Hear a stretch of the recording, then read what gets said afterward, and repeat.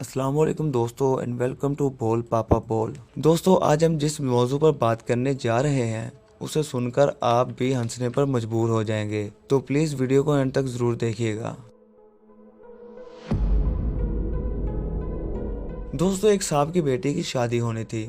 इसने 1 साल पहले ही इसकी प्लानिंग शुरू कर दी। कार्ड छपवाए और बड़े ही पैसे खर्च किए।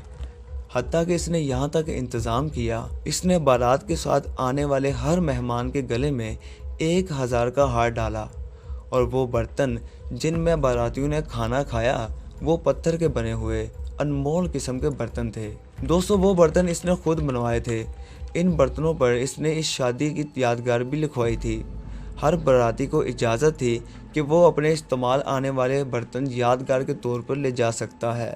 तो दोस्तों इधर लड़के वालों ने भी क्या खूब इंतज़ाम किया कि चिड़ियाघर से किराए पर हाथी ले आए। दूल्हा मियाँ इस हाथी पर बैठकर ससुराल पहुंचा जैसे जंग करने चला हो। दोस्तों इसके अलावा इन्होंने पैसा पानी की तरह बहाया।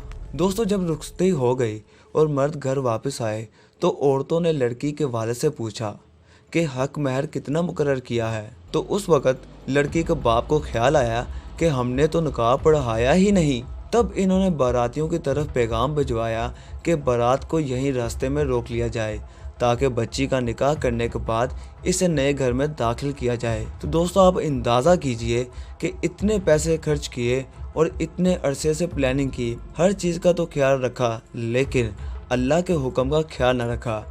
यह दीन से दूरी का ही नतीजा है।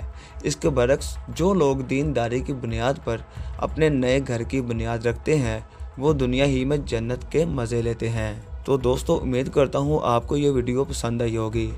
वीडियो अच्छी लगी हो तो इसे लाइक और शेयर करना मत भूलिएगा, और जिन दोस्तों ने अभी तक हमारे चैनल बोल पापा बोल को सब्सक्राइब नहीं किया वो जल्दी से कर लें। अपने बहुत सारा ख्याल रखिएगा।